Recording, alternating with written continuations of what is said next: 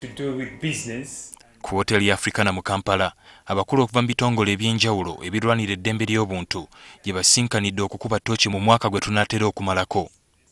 Bano bakukkulumidde gavumenti olw'okubalemesa okwetaaya nga bakola ogw'okulwanirira Munnayuganda.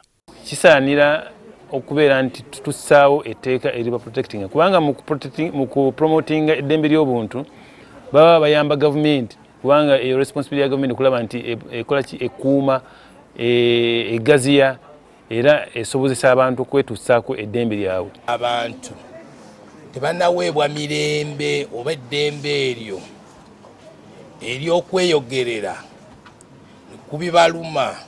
Ko akakiiko akavunaanyizibwa ku ddembe ly'obuntu kanokoddeyo ebintu eby'enjawulo ebivuddeko eddembe ly'obuntu okulinyirirwa nga wano enkuŋŋaana z'ebyobufuzi naddala eziwakanya eky'okuggyako ku myaka gy'omukulembeze w'eggwanga tebazisussizza maaso. Ne tulaba tiyagaasi ng'akoze kyayitiridde eyali akakkanye naye n'agira kinaasajjuka buto. Ne tulaba nti palamenti ababaka ba palamenti baabakuba ng'omuntu bw'agambye nti kati bannaye ffe tubadde tuddukira mu palamenti naye twalaba palamenti nga bagikuba kakati mwagala tuddukirewa. Nga bulijjo olunwe kasinze ku lusonga mu kitongole kya poliisi kye kagamba nti kibadde kisaale nnyo mu kutyobola eddembe ly'Abannayuganda.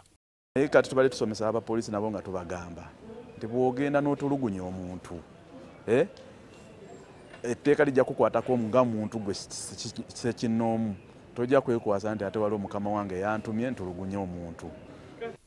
Medi Mulumba nga ye kamisona ku kakiiko k'eddembe ly'obuntu ategeezezza ng'eddembe ly'abantu bangi bwe lityoboddwa ebyensusso olw'akeedimo k'abawabi ba gavumenti akagenda mu maaso ssaako n'ak'abasawo akaayimirizibwa gye buvuddeko. Kikoze bubi nnyo nti abantu bangi nnyo eddembe lyabwe libadde lirinyiriddwa, amakomera gajjudde, poliisi zijjudde, tugamba nti n'abasawo bwe bastrikinga twalaba nti abantu bangi nnyo baafa. Ne President Museveni akyogera n'agamba nti tuyinza tutya okuleka abantu nga bafa naye ne tuba nga tetulina kyetukoze nti ebyo byonna eddembe ly'abantu lyali lirinyirirwa mu ngeri eyo. Ono asabye gavumenti ebeeko kyekola okulaba ng'embeera eno egonjoolwa.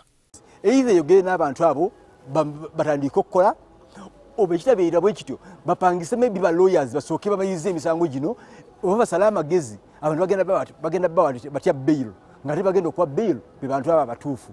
Uganda yakwegatta ku nsi yonna olunaku olw'enkya okukuza olunaku lw'okulwanya eddembe ly'obuntu era ng'emikolo gya kuyindira mu disitulikiti ey'e Moroto. Ali Mivule, NTV ku ssaawa emu.